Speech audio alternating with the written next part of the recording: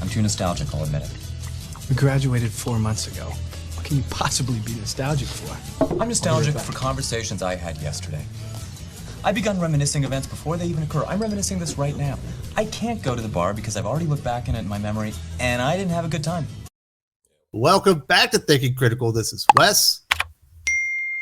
It's time for another comic book retrospective. I've got the gang back together. We're going to hit up Amazing Spider-Man, at least from the mid-1970s.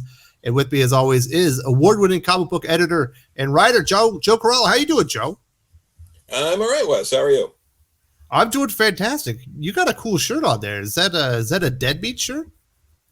Yeah, it's Deadbeats 2 London Calling, available now, and the first volume is also been resolicited. So, yeah, check it out. Available now where? Where can people get this?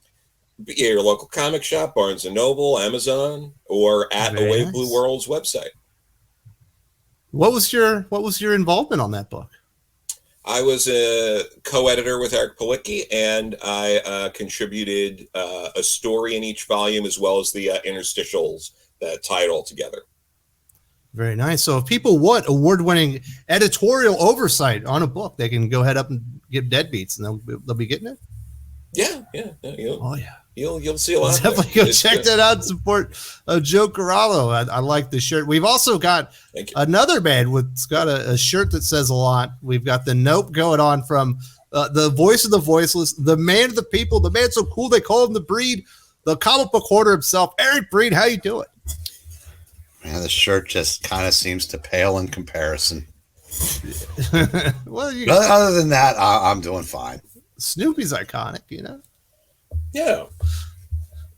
So we haven't actually touched on Spider-Man as much as you would think. We've certainly hit on Batman a lot. We've gotten to Superman a few times, Iron Man a couple times. I think we've only done one video on Amazing Spider-Man. So now we're going to do Amazing Spider-Man 151 through 156, December 1975 until May 1976.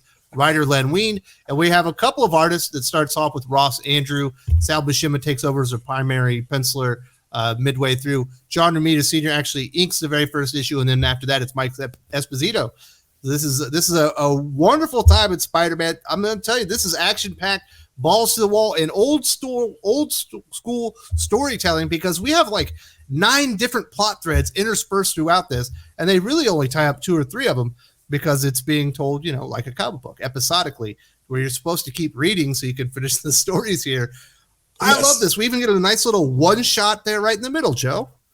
Yeah, and that's one of the better Spider-Man stories you'll ever read. A lot of people talk about the short of what was it, the kid who collects Spider-Man, and I think this issue, which we'll get to soon, is on par with that kind of level of a gut punch.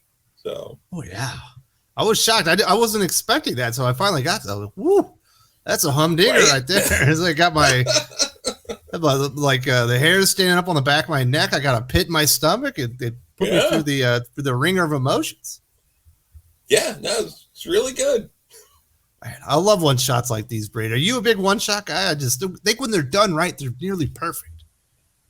Oh, you have to ask. I mean, that's what made comics it's a transition. Great. Yeah, the one and dones, the 2-part stories, the comics pre-writing for the trades, these were commonplace. I mean, even the one shot that we're talking about, it did tie into 2 issues later, as we found out.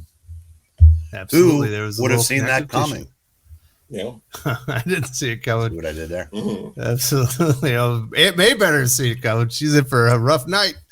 That is what I was talking about. So we're in December 1975, May 1976. Brain, you're a card-carrying comic nerd at this point in your life, correct? Not yet. I started 2 months after this came out. Oh, you just missed it. Well, hopefully you're able to find it on the spinner rack. Oh, yeah. In fact, 156 was the first Spider-Man I bought new, because I started with some other characters before I got to Spider-Man. So I said that one. I saw, that has a special place in my little comic collecting heart, but because I remember the first issues of all of the classic books that I bought, and that I don't know why it took me that long to get to it, because I think I started Team Up the same month, I think, but and I had the Superman Spider-Man tabloid, and I guess that must have come out about a month or two before these, but yeah, but either way, like I said, these were fun. And I went back and got all the ones that we're doing today. Nice. Absolutely. So, Joe, we're in here at December 1975, May 1976. Len Wein certainly is a comic book legend. He kind of falls through the cracks with his Spider-Man work. He does not really, his career isn't notable for this work, and it's too bad. It's one of those things with Batman and Spider-Man that there are so many kind of legendary runs associated with the character that even if you have a really great run, you might just fall through the cracks. Yeah, and the further we get away from this stuff, the more things kind of get memory hold and gelled together. When you talk to a lot of people about Spider-Man, they kind of go like, well, Stan was writing it for a while, and then Jerry Conway, kills off, Gwen Stacy, spoilers. And then other stuff happened, then Roger Stern wrote it for a bit, and then Todd McFarlane started drawing it, and then Straczynski started writing it, and then Dan Slott. Like that's how it ends up going when people talk about these things, and you end up missing a ton of great stuff. And I'd also add, Ross Andrew drawing a bunch of this. I really like his work a lot. He's done this. He's also known for doing some Wonder Woman and some other titles, but it makes you wonder, like, if he wasn't following up three of the greatest artists of all time, Steve Ditko, John Romita Sr., Gil Kane, maybe he'd stand out a bit more. But, it's just, that's how it works sometimes. Absolutely. But is there anything going on in the industry we need to talk about before we get into the deets? Because there's some good stuff going on in these comic books. Oh, absolutely.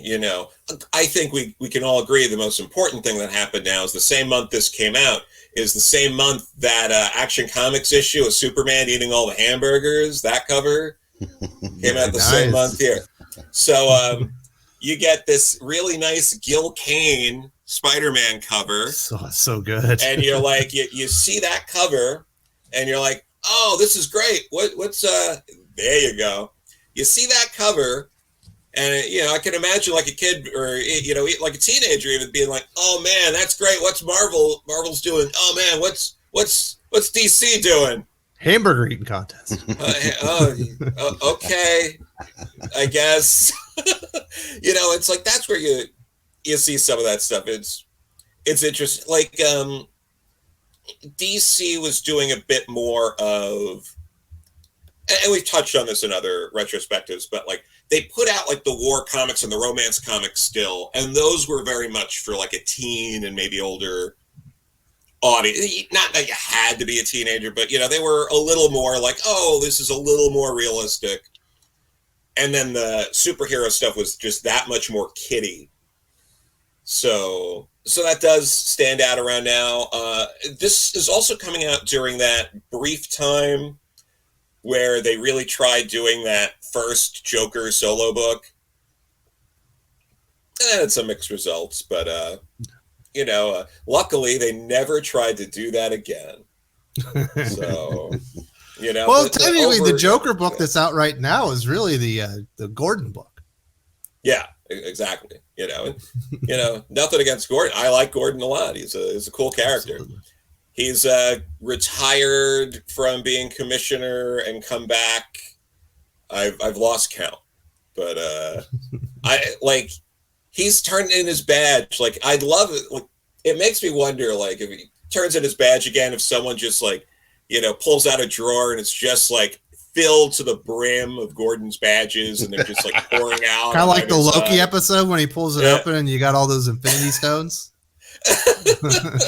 Yeah, no, exactly. It's like, yeah, but what Marvel was doing at this time, this is right around the launch of Howard the Duck At this point, you were getting every suburban mom's favorite comic, Son of Satan, who's launching right around now. What was it? Those are two of the bigger ones.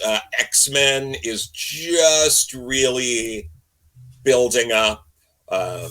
Chris Claremont's on the book now, but I think like just started because this is around issue 96, and he co-wrote that with Bill Mantlo. But yeah, Son of Satan. A suburban mom just dropped it off. She was just like, keep this away from my child. This is well, not maybe because it was one of the most poorly written books ever. Something just died between Marvel Spotlight and that series, and it was talent. Yeah. What was it? Well, you got that. You got I believe the Inhumans just had their first like actual book that wasn't tied to Fantastic Four and other stuff. That's going on now, and Beast is now part of the Avengers. That's going on, and I'm trying to think of this. Oh, the really big thing is in these issues. It's not the month this comes out. I think it's the month after. Is when Jack the King Kirby comes back to Captain America. Very beautiful. Yeah. So and there was something going on in Fantastic Four too around this time. Right, because this is around the 160s. Yes, right? When the Hulk's gamma radiation canceled out Ben's cosmic radiation, turned him back into Ben Grimm, and they replaced him with Power Man. Yeah.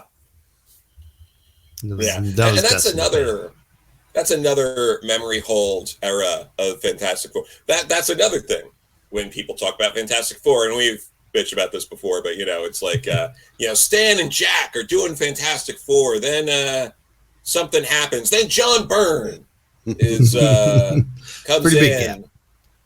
Yeah, it's only a gap of about 100 issues, give or take. What could have possibly happened in there? I think the Impossible Man shows up again at some point, which is, maybe in part why people are just like, we have to forget about this and all the issues around it. Just that 176 is one of the best one and dones. When the Impossible Man wants his own comic book, and he tries to strong arm the bullpen into giving it to him, and so Stan agrees under duress. And when they leave, he goes, should we get to work on the issue? And Stan goes, don't be ridiculous. He goes, Marvel doesn't have time to waste on silly looking characters, as he's walking past an Howard the Duck autographed photo to him.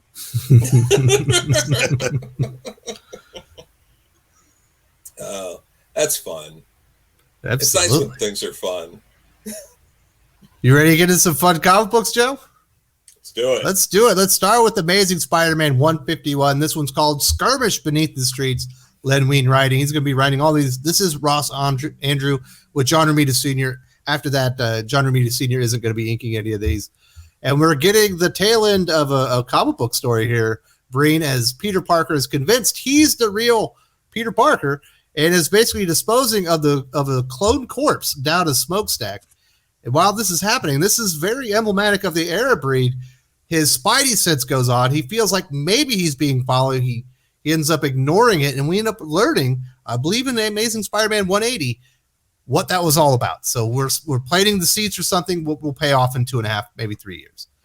And after that, we see Peter is returning to university. MJ and Flash are relieved to see that Harry is back and cured from his insanity. He no longer believes that he's the Green Goblin.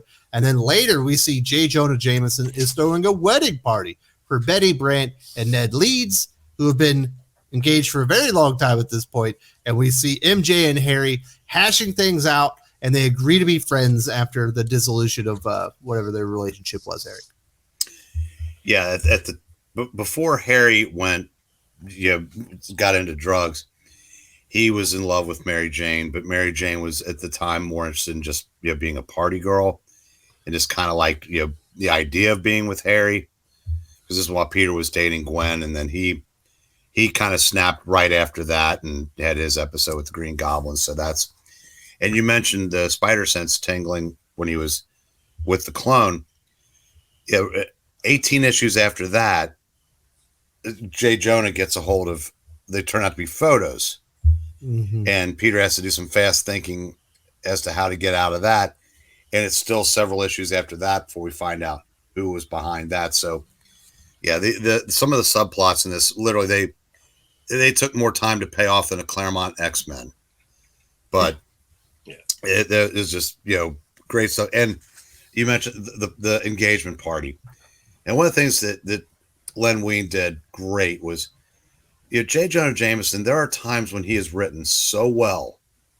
And there's a one in the 90s where a crooked politician's running for election for DA against Franklin Nelson, and the Bugle's endorsing him. He turns out to be a bigot and a murderer, and J. Jonah does the right thing and basically calls him out on it. But then you got stuff like this where you get the absurd side of JJJ, just the way he's acting at the party. Yeah, just everything from the no one's touched the Diet Dr. Pepper or whatever it is. Stop giving He's him concerned champagne. and he's like doting Tuna over salad it. again. Yeah. They ain't all caviar. They haven't touched the tuna salad. It's just Flash. He goes, try some Montavani. Who does he play for?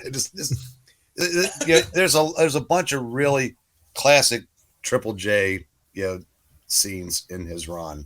Also, what's happening here that I think is really well done, Eric, is we're certainly going to get all the action-packed superhero comic book story that we ever wanted, but there's a lot of character work. There's a lot of Archie-esque storytelling that you've talked about within Spider-Man that's going on in every single one of these issues. Well, that's the thing, that Spider-Man had the best supporting cast. It was so strong that it could survive. I mean, no supporting cast ever had more of its members killed. And, superheroes, when they die or a supervillain dies, there's a real good chance they're coming back. Not so with supporting characters. So there were, it was a testament to how well done these supporting characters were, that you felt their loss, but there was enough of them still to keep a strong canvas. And that's what Spider-Man, no matter who was writing him in those days, did better than any book. Yeah. So getting into the action, Joe, we've got a sudden power outage at this party, and Peter sees that there's a police helicopter investigating some power outages. He ditches the party. He actually hitches a ride on the helicopter, changes into a Spidey gear. And once they reach enough altitude, they say that there have been strategically buildings that have been taken out as far as their power, and it spells out Shocker, obviously announcing his presence. Peter determines that the only way that Shocker could do this was if he was in the sewers beneath the ground. So he ends up going in there. He finds an enemy blasting electrical panels with his gauntlets. The two end up battling until Spider-Man's web fluid runs out. This turns out to be not very good for him. Shocker actually escapes up to the surface and collapses the tunnel behind him. And we see that Spider-Man is covered in rubble as the water is rising and is certainly in danger of drowning. Yeah, no, it's great. Like, we were talking about this, like, party scene. The party scene is about, like, maybe 6 pages of the comic, but and like you said, the Archie style of sort of character work, which is great. But at the end of the day, they also acknowledge this is a Spider-Man action comic, and people are here for that, and the majority of the pages are that. And it's also great. You get some great character work, that Peter there with the shadow on his face is just fantastic, and all this here of him following that helicopter, it's these sort of like action beats of him getting ready, getting on the Spider-Man costume, and the whole time, which again is so classic Peter Parker's, he's like, oh geez, like more or less saying like, there goes an outfit I can't afford that I'm tossing, and I wish this was like a business and I had like an expense account where I could kind of like make up for the, but the fact that he's like thinking all this, it's very humanizing. It makes Spider-Man stand out. It still gives him that like underdog feel, that like you're rooting for someone where you're not sure how things are going to go. And yeah, that splash of shocker there, it's so good. And it's followed immediately, you know, 2 pages after that, an all-out brawl with the shocker, and just the kinetic energy of it all. It's just so, you know, it's exciting. It's really interesting, you know, work. I mean, you can tell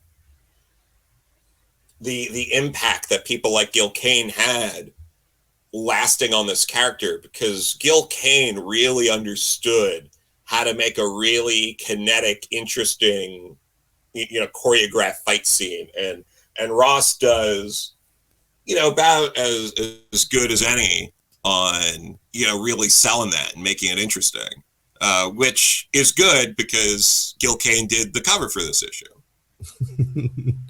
So. Absolutely. And so we see Peter, he's in distress. That gets us into Amazing Spider-Man 152, Shattered by the Shocker. This is Len Wein, Ross Andrews still on art, but now we have Mike Esposito. It is the as the inker, and Peter decides that he's actually just going to ride the water out and hope that he doesn't drown along the way. He eventually gets ejected into the Hudson River, Eric Breed. He rushes home, changes clothes so he can return to the wedding party because he knows that he abruptly left.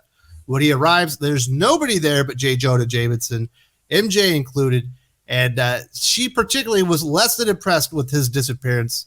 The next day, Pete tries to patch things up with her, but she is still very much pissed off at him. Very much the Archie stuff, the his heroism kind of ruining his relationship, or maybe not ruining it, but certainly adding some new obstacles. Finally, Peter ends up getting sitting down with Flash and Harry, and they tell them that they're going to be roommates. They're moving in together. Yeah, and in between, we get another instance of a subplot that would come to light at the end of this, the issues we're doing. That we can't gloss over because that's kind of one of the running subplots.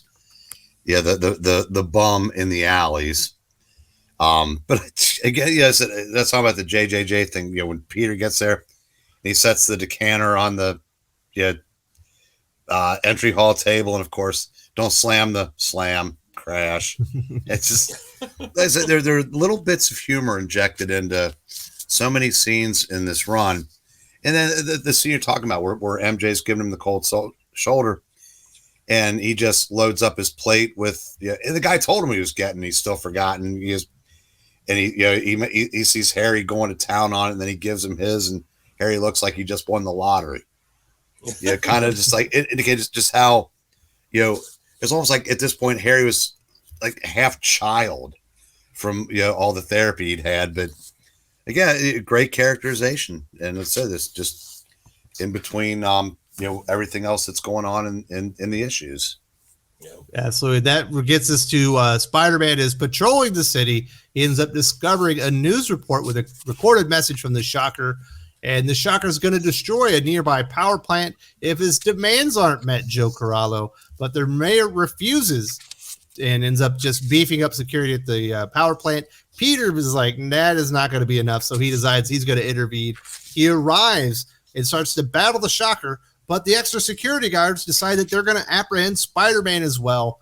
Eventually, Spidey does get the upper hand, webbing the Shocker's hands on the Vibe gauntlet buttons, and Shocker ends up passing out. And Spidey removes the gauntlets, webs him up, and leaves a note for the police so they know who did it. So he gets at least he gets the credit for being the hero of the day, Joe. Oh yeah, and again, amazing fight choreography here. That all of this is just good, and honestly, one of the best Shocker stories you're going to read. He's a little too often written off as like, let's just put this guy in and he'll try to stop Spider-Man, and Spider-Man makes easy work of him. But to do this is a nice 2-part story where he can get the upper hand on Spider-Man. It's nice. It's good when the villains are done this way. Yes, they absolutely should be dangerous. So that kind of concludes the Shocker portion of the story. It gets us into this one shot that we were talking about earlier before we got to this. And I'm going to be honest, this is the highlight of the comic book for me. And there's certainly a lot of great stuff to come after this, but I was blown away by the cover. Yeah. It says the deadliest 100 yards. It looks exciting. You know that apparently he's going to be saving a little girl during the story. I was like, I wonder how this ties in. I was so happy it ended up being this one-shot story. It's very heartfelt. It's emotionally impactful. This is, once again, the same creative team as ASM 152. This will be the last Ross Andrew issue before Sal Buscema takes over.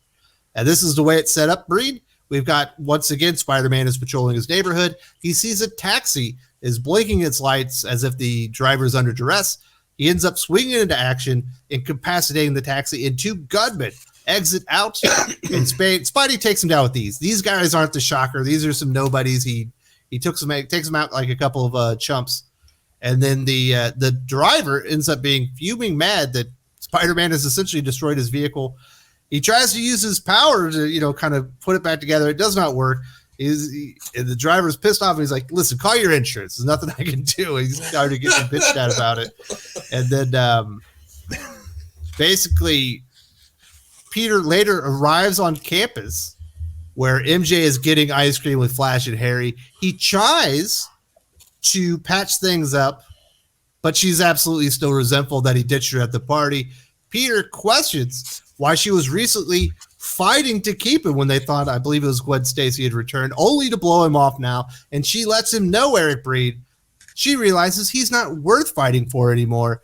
And this, normally you would expect modern day Peter would get sad. He gets pissed and he's about to storm off. And then Mary Jane finally cracks up, gives a little giggle, and it turns out she was busting his McNuggets, Breed.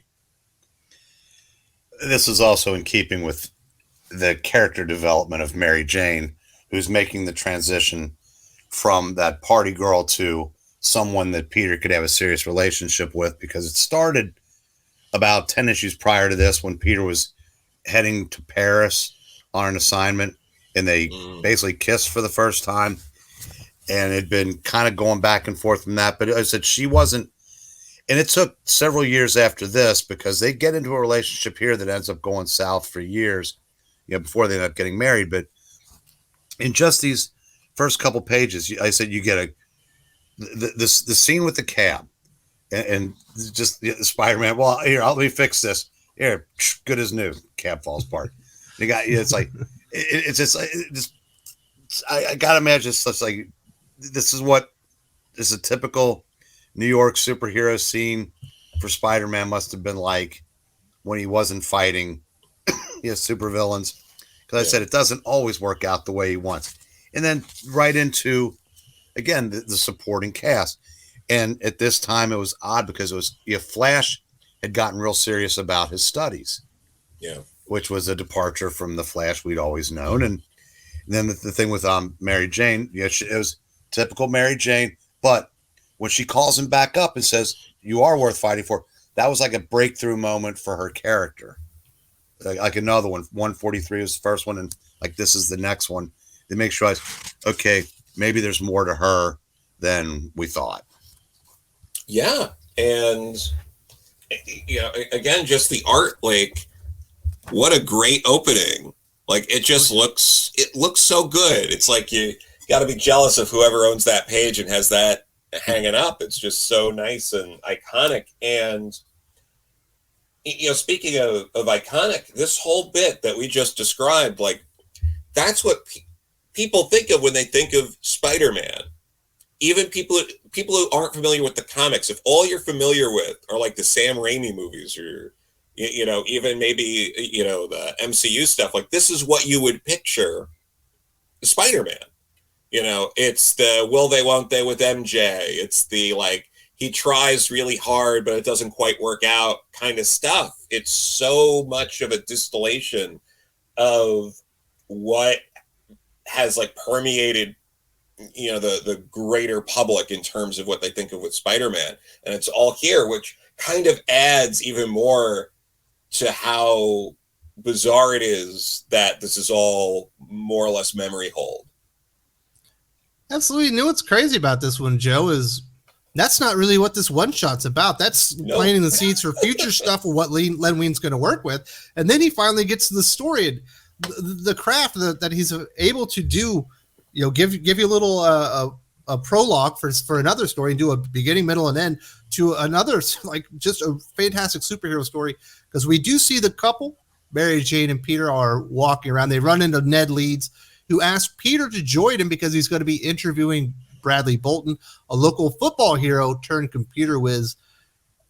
And it turns out Bolton regrets falling short in a title game. It was a very important championship game.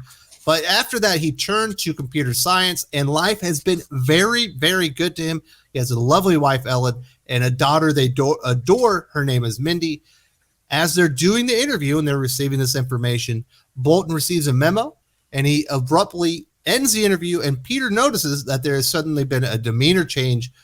Bolton, we later see at a nearby park, he ends up meeting with Payne, one of the Kingpin's enforcers. It turns out they have taken Mindy, and they have demanded the final component for some type of supercomputer or mechanism before they will actually return her. And then Payne definitely lets him know that they will kill her if their demands aren't met, and that she will be returned unharmed if he does what they're demanding, Joe. Yeah, and that's a really nice scene there with the saying, if you don't do it, we'll kill you, because you get that bit with the guy catches the bird in his hand and breaks its neck, which is a lot for a kid reading a comic. That's a little, it's speaks to the character of the villain. This guy is Tommy Udo looking for a wheelchair. Look it up, kids.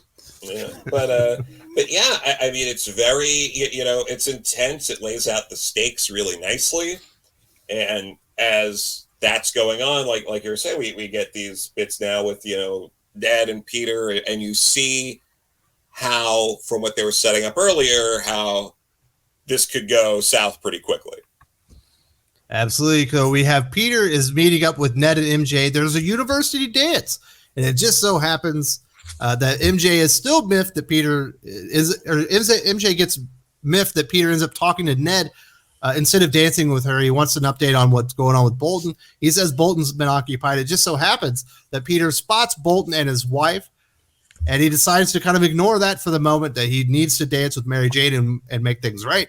But as it's happening, he's still watching Bolton. He sees that he's left quickly in distress, and he ends up leaving MJ with Harry to dance, and she's obviously not happy about that. But he follows Bolton, and he sees him remove some type of package from a locker room, and then Bolton and Payne end up meeting on the football field. He turns over the package, but Payne decides he's going to keep the daughter Mindy for safekeeping, to make sure that he doesn't go to the police. And then Bolton ends up running him down, to his own peril, as the gunmen, Payne's henchmen, start shooting at him. He ends up getting shot along the way, but he does reach Payne and his men and is able to remove Mindy from their care. And as that happens, Spider-Man arrives. He dispatches the gunman quite easily. He checks on Bolton, who's dying from a gunshot wound, and he assures Mindy or Bolton, that his daughter's going to be safe. And he passes away, essentially, right there on the goal line that he did not cross in that championship game that he regretted so much. Yeah. Now, you can say that, a cynic would say that's kind of like cheesy the way they set that up. I don't agree. I think that when it's done well, you can make something like that work, and I think this story did. First, I want to mention Spider-Man's matchless dedication to fighting crime, because if I'm Peter Parker, I'm having a tough time, walking away from MJ in that little dress she's wearing. She had it taking place. And if you notice the scene where Harry he starts dancing with her, the look on his face, Ross Andrew was one of the best ever in conveying expressions on people's faces. I mean, it makes one. Yet in the Superman Spider-Man tabloid, they got Neil Adams to draw over his faces. Seems kind of odd. But especially the thug. I can't remember his name, but it was just those maniacal smiles that guy had in this. Payne? Issue. Yeah, thank you. And I love it when he's running away like the coward that these guys are. and he's begging Spider-Man not to hurt him, and he goes, you're not worth it. He goes, the hell you're not, and like belts him about 5 yards. So this was a great one-off. Yeah. And it makes a dramatic change in Peter Parker, which is kind of sets the rest of the story in motion as we get to ASM 154. The Sandman always strikes twice. This is Sal Buscema finally comes in on art. And once again, Joe, it's set up. Spider-Man's on patrol. He sees a woman being mugged. And he's still distraught as he's on the patrol over the loss of Bolton, as well as the issues that he's having with MJ. And he sees this mugging. He goes in there to stop the muggers or whatever. And it turns out he's more violent than normal. Like he's kind of going at it. And the woman that he's saving actually has to stop him to prevent him from actually killing one of these men. Elsewhere, we see that a van is transporting the Sandman, who recently Spider-Man has stopped. Obviously, on their way to prison, the van is attacked by some random thugs, allowing Sandman to escape, and he agrees to meet with their employer. And then we get another precursor to this bum in the Boweries. We see this mysterious bum that Breen talked about earlier is attempting to rob a man. He sees something horrifying and flees the scene, leaving the victim and the wallet behind. We're certainly going to get the reveal of that later on here. And then we also see the Sandman does meet this benefactor, Joe Corallo, and he's returned his technological suit, but he's also threatened him with complete destruction if he does not help him steal the special piece of machinery. And of course, the Sandman has to agree. Yeah, and that scene there where it's all the violence and Spider-Man's over the top with it. There was a time you used to be able to write that through careful, meticulous character work like we were discussing. Now, and for a while there, it seemed like writers would use, or the higher-ups at Marvel, it would be like, oh, he needs something like a symbiote or an alien suit to make him cross the line. Oh, he needs to be, possessed by some other entity or these other things, which are all shortcuts and unearned ways to get the sort of scenes you want. And in here, it's really carefully constructed through long-term narrative, and I think it's really important to see how that's a more impactful approach than a lot of the shortcuts people take. Yeah, because you see him doing something that that's out of character. So it's obvious that he's emotionally been affected. He's got some stuff to work out. Yeah, because ultimately, and they go into it a bit through the dialogue, like, if he wasn't trying to split his attention between what was going on the football field and Mary Jane, he might have saved him. And, it's not the same stakes as, with Gwen Stacy, but not everything has to be as impactful. Absolutely. And it's still affecting him as he's once again swinging around. And this time, Breen, he receives a signal from the spider tracker and sends him over to the Coleman Research Center. As he arrives, he sees some men wearing similar outfits to the ones that had murdered Bolton in the previous issue. Spider-Man ends up sneaking inside. He's attacked by the Sandman, and it looks like he's going okay at the beginning, but then the Sandman obviously turns his sand. He swarms him and essentially kind of knocks him out. Peter wakes up on a table with this strange cannon pointed at him. Could have been pointed at his junk. I think it's just pointed at his chest. And then the Sandman explains it's actually a cryogenic device that is used for people that have terminal illnesses to freeze them until they can find a way to fix them. Spider-Man, unfortunately, flips the table just in time to avoid being frozen. Spider-Man and the Sandman end up struggling, Breed. And along the way, Sandman slips, that has something to do with his outfit, into the path of the cryogenic beam. Spider-Man tries to intervene and save him, but he does not. He is frozen solid. He actually is about to tip over and shatter into pieces. So Spider-Man does save him from that. So pretty crazy stuff here. Yeah, real quick, when he's being transported by the police, that's from a Marvel team-up storyline in 39 and 40, which had come out right before this story arc started. It's continuity, kids. It used to be practiced. The benefactor, I think astute readers knew who he was. we found out about a year later, and we found out why the Sandman was doing what he was doing to Spider-Man, because it was part of an intricate plan that that would come out literally, a year after this. So this stuff was so well thought out, and of course, back then he knew he was going to be on the book for a few years, because again, that's how that worked in those days. And so I said it's and that's kind of my hint that people should read past this story arc and just keep going, because there's some great stuff coming in the subsequent issues from where we leave off. For sure. Absolutely. And that will bring us into ASM 155, which is essentially another one shot called Whodunit.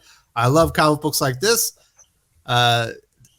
This is a great one too. I'm going to be honest. This one's right. It's close to that other one shot. Yeah. But we do see Joe, District Attorney Tower, is unveiling the new worldwide criminal database computer. Obviously, that's commonplace in today's society.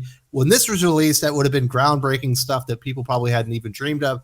But once he's doing it, they discover that the door to the computer is locked.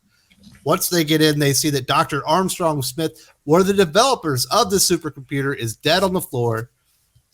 Obviously, Peter's there to witness this, as he was going to be the photographer. He returns later as Spider-Man to look at the scene of the crime, and he actually uses the computer to help determine who are the most likely people to have killed Smith. And it turns out it's one of three people, Joe Corallo, is Jason Sledge, Leroy Talon, or Conrad Fox. Spider-Man confronts Sledge and Talon. Neither of them are responsible. He finally tracks down Conrad Fox at the cemetery, who apparently has been dead for years. Who done it, Joe? Yeah, no, this is fantastic. And it's also, it's done well with, the escalating threats, but none of them are really going to be too much of a threat for Spider-Man. Well, Leroy almost gets him, but but even then it was like just that little bit of adjustment of just like, okay, now that I'm adjusting to your metal hands and can figure that out, I figure out a way to beat you. So yeah, it is interesting seeing Spider-Man doing more detective work now than Batman's done in years in his own comic. So it's true. Very interesting stuff. At this point, Breen, Spidey realizes he's been played by a computer. He returns to the location of the original murder, and he discovers that the computer is actually a sentient AI. And the computer actually explains why he killed him. And the computer says, I killed Smith because he was going to delete my program once he discovered I was sentient. And the computer is absolutely prepared to kill Spider-Man. He's got like a laser or something. But Spider-Man is very smart. He ends up webbing the cooling vents on the computer, causing it to overheat and explode. Hey, that makes sense. Yeah. Yeah, I just want to gloss over or go back real quick when he's fighting Leroy. Yeah. He shows up and has no idea that Leroy just robbed a bunch of jewels. Yeah. I love that when he belts him into the crate and they all spill out. And he's like, yeah, don't play dumb with me. That's why you're here, isn't it? He goes, no, actually, I had no idea. So I thought that was it's those neat little touches. And and then when he is taking out Who, and you hear the AI going, I don't want to help me. I don't want to die, as he's blowing up. It's just, I said that. Hey, I know I get giddy like a kid when I talk about this stuff, but it's kind of why. This is just, I mean, I read this 46 years ago, and then I read it again yesterday, and it still is great now. And that's every once in a while you gotta have a little palate cleanser. It's called some fun. Have a little fun with a comic book, do something silly, and then get back to the main story, which was what happens here. We get to Amazing Spider-Man 156, the very first Spider-Man comic book Eric Breen ever read in his life. This was his gateway drug into Spidey fandom. This is called On a Clear Day, You Can See the Mirage. And Joe, Spider-Man has been out all night. He sees the sun is beginning to rise. He rushes back to his apartment, hoping to get some sleep, before the wedding of Ned and Betty. And he's supposed to be the best man, so he's definitely got a role to play. He arrives at the apartment on the roof, and he's mistaken, I guess, for a peeping Tom. His landlady's drunk. She thinks he's a peeping Tom. She ends up like hitting with a broom and stuff. He's hoping she forgets about him and doesn't wonder why Spider-Man is sitting on the roof of her apartment building. Perhaps he might live there. And then he ends up finally entering the apartment through a window, as we've certainly seen within Spider-Man lore for years. Later, we do see Peter struggling with his bow tie, and like a very lovely partner, MJ arrives and fixes it for him. And this time, it doesn't happen all that often, but Peter and MJ arrive in time for the wedding, Joe. Normally it's late. Yeah, no, I like that. Yeah, that's nice. And again, the whole bit with the landlady there, it's just like, it's done just as exciting as any other action scene. You know, it's not, they didn't make it like any different. It didn't take away from it. I mean, the action there is basically just as much as if he was like taking out, you know, the gunman in the cab from the other issue. It's the same level of care in the panel work and the layouts of the pages. And it's just fantastic. And then followed up by accidentally drinking sour milk. Absolutely. But he drinks some rotten milk. Whoops. It's so good. It's got that Case of the Mondays vibe going. It's really it's really nice. And then and that's what makes not getting the tie right all the better, because it's just like, great, I got the landladies, you know, giving me a problem. I have the sour milk. I can't even, you know, tie it. No way he's going to make it in time. Yeah. And then, you know, and again, it all builds up, because it's like that like 3 strikes in a row. They're like, this is the last. And then that's when MJ comes in and does the tie. Like it makes it that much sweeter, because we know everything Peter dealt with before that. And then to see MJ, who's oblivious to all of that, come in and help, like it really adds a lot to it. And he has one of his most iconic lines of all time. For 3 cents, I would gladly strangle the stupid idiot who invented the bow tie. Yeah. Absolutely. Yes. So, Breed, that gets us to it. I mean, it's a comic book wedding. It's like a wrestling wedding. There's no way this is going on without a hitch. There is a wedding crasher. He calls himself Mirage, and he attacks at the nuptials. He attempts to rob the guests. Very bad mistake. You would think by now they would probably know these characters are associated with Spider-Man. But Peter's able to turn off the lights using a web, changes into a Spider-Man gear, and I'll be honest, Breed, for a character I don't think a lot of people knew about, or I think this might be his first appearance, Mirage puts up a pretty damn good fight before Spider-Man drops a chandelier on his ass, essentially ending the confrontation. Okay, but yeah, that's the wrestling analogy, that the guy's first appearance he always goes over. Otherwise, no one's going to care about him, you know, ever again. So they had to make him put up some kind of fight. But real quick, as I like to go back, when they're all leaving the house for the wedding, when J. Jonah Jameson stops by the mirror, or it stops by and checks out his reflection and can't figure out what's missing, and then he smiles and goes, "There you go, perfect." When you go back and look at that panel, if I'm not right about Ross Andrew and facial expressions, then I'll never do another one of these retrospectives again. Because it's when the guy puts the gun in JJJ's nose, that the same smile. But even a great storyline has a questionable element or two. Where can you go and attend a wedding in a grand ballroom where turning off one light switch is going to plunge a room into pitch blackness? 70s is a different time. I have to call shenanigans on that. But other than that, yeah. Well, here's this is where I'm gonna bring the room down, really depress everyone. This one page here with J. Jonah Jameson, with who else we got? Anime Watson, we got Flash Thompson, we got Joe Robertson, we got Liz Allen. I hate to break it to all of you, but if the wedding of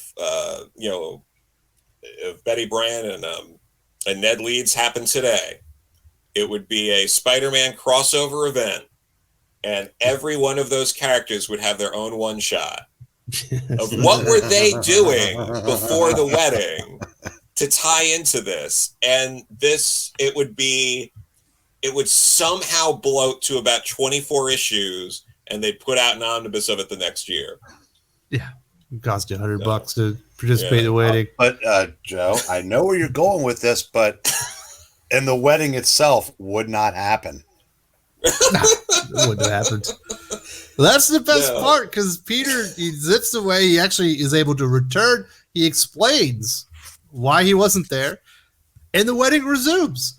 Ned and Betty are finally married after first dating, I believe, in Amazing Spider-Man number 7, getting engaged in Amazing Spider-Man number 30, and her saying yes finally in Amazing Spider-Man number 43. So it's taken like 149 issues since the very first date for them to finally get married. So that is a long time coming. Betty ends up tossing the bouquet, is caught by Aunt May, which is a precursor because she returns to her apartment. She finds the bum from the Bowery breed waiting for her. Doc Ock reveals himself, and he asks for help. And if you'd been reading for a couple years, Doc Ock and Aunt May almost got married in issue 131. Yeah. And depending on who wrote the characters afterwards, some wrote him as if he truly cared for. Others wrote that he was just stringing the old biddy along.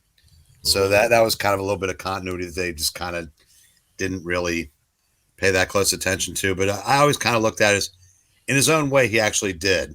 Before he went, completely insane and tried to kill all of New York City by poisoning the ink of the Bugle in Annual 15. But that's a story for another day. Now, the second to last page, when JJJ is sniffing into his handkerchief, is there a better one line that encapsulates him than, they're going to the nicest kids who ever worked for me, sniff. I should have given them that raise when they asked for it. Again, like I said, so many great moments in these issues that, like I said, I guess some of them they'd call them Easter eggs now, or but I said there's just. I call it connective tissue. It's the pieces that keep you coming along and the payoffs that you need as you're reading along on an episodic story that essentially never ends. And still only 25 cents. Beautiful. Yeah, no, it's all fantastic. And part of what I love also about Mirage is like a villain, like the design and what he's doing. It feels like this wedding guest starred a DC villain. Because it feels very much like a one-off, like Flash kind of villain who would show up. And it's just like, sure, why not? Absolutely. So this thing was an absolute firecracker. I had fun from the very beginning to the end. It certainly has enough connective tissue to make it one story arc, but there are a couple of one-shots in there. And you can't stop here, folks. You got to keep reading on. Breen, if people want to read this, where can they find it? Is it collected? They got to get the singles? Mr. Corallo had something there that I said. I mean, I have the actual issues. Which is that? Which omnibus is that? This is Omnibus Volume 5, and this has the entire Len Wein run in it, as well as the end of Conway's run. So in this book, you get basically just about the entirety of the original Clone Saga, and then the one that didn't suck. Yeah. Right. And then all of Len Wein's run. So it's like you get that all in one nice book. These books are pricey, but you are getting a nice chunk of a run of Amazing Spider-Man. And, not that all the issues are they're not prohibitively expensive, but you would probably be saving money picking up this than getting all the individual issues. Oh, absolutely. And Marvel Masterworks Spider-Man has made it past that point in hardcover. There's, I would say, within the next year or so, the Epic collection that covers these issues will come out. Yeah. But as just the omnibuses are, I have a few of the Spider-Man omnibuses, and they're a good way to go for this, because if you think about it, you don't look at the $125 price tag and go, man, that's expensive. Think of it more like that you're getting each issue in that omnibus for less than the price of a new comic today. Yeah. Mm-hmm. So you're doing it with math like that. That's a pretty easy choice. For sure. So I thought this was a lot of fun. Next week, we're in the holiday season. We're doing Christmas specials next week. Oh yeah. Oh, I love Christmas special. I like Christmas special. Like your Charlie Brown and Christmas special. I like Christmas episodes of Friends and Seinfeld and all that stuff. Festivus. I absolutely love Festivus for the rest of us. And what else? You got Garfield. That one's classic stuff. Yeah. I love all the Christmas specials, so I'm excited for this. I'm going to read a few Christmas comics that I haven't seen in the past. Breed and Joe have already got me the list. I can tell you right now, you're not going to want to miss it as we're moving into the holiday season. Absolutely. All right, Joe, you got any final words before we wrap this bad boy up? Just definitely check out this run and check out the whole run. If you like omnibuses, this is going to be a better omnibus than most that you'll pick up. And exactly like what Breen was saying, it's cheaper if you look at it like for each individual issue than getting new stuff. But there's enough places where you can get something like this for at least 20% off. So when you start factoring stuff like that in, you could get this for under $100 at a lot of places. So yeah, it's worth it. All right, Breed. This was a way back machine. Your first introduction to Spider-Man. What are your final words? It's stuff like this that I read in late 75, early 76 is why I'm here to annoy you guys in 2021. Absolutely. This is the stuff that'll get you hooked for life.